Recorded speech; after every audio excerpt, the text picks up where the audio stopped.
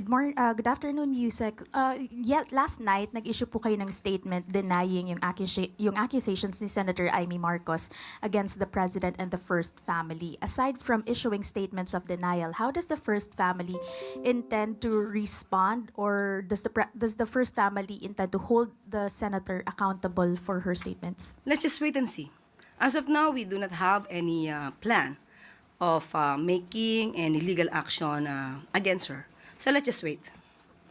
Ma'am, when and where will the President draw the line? Some political analysts are saying that the Senator's statements are a form of destabilization. Does Malacanang view it as such? And how does Malacanang intend to act on that? Let us check first all the facts and the statements that she made.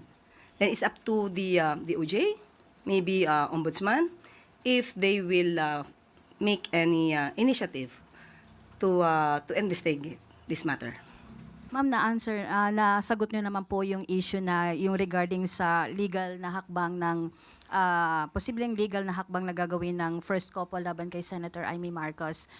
Sabi niyo wait and see. Pero kukuha lang po ako ng reaction din. Si Majority Leader Sandro Marcos nagbigay din ng pahayag kay Senator Amy at sinabi niya na hindi ito asal ng isang tunay na kapatid. Tinawag niya itong web of lies. Reaction lang po in the palace. Yung kasinungalingan naman po talaga, kitang-kita niyo naman po.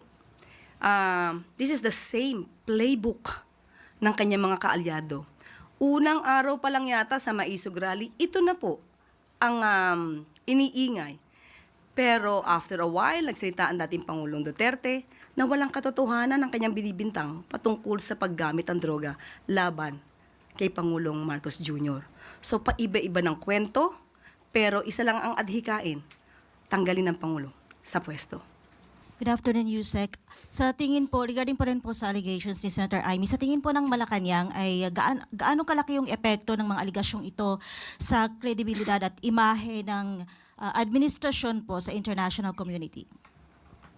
Muli, international community, alam natin sila ay nag-a-assess, nag-i-evaluate gamit ang tamang data, gamit ang tamang facts. So, ang maaari lang mabudol ng mga ito ay yung mga taong hindi nag-iisip o yung mga taong isa lang ang adhikain, gibain ang gobyerno ni Pangulong Marcos Jr. Yusek, another po, kamusta po yung suporta ng uniform personnel po sa administrasyon matapos yung itong mabigat na aligasyon po ni Senator Amy? Hindi mabigat ang aligasyon ni Senator Amy. Walang basihan. Kwentong walang kwenta. Kwentong kutsero. So bakit magkakaroon ng pag-aalala ang mga miyembro ng AFP? Wala, hindi dapat seryosohin ang mga aligasyon ni Senator Amy. Isa lamang itong ingay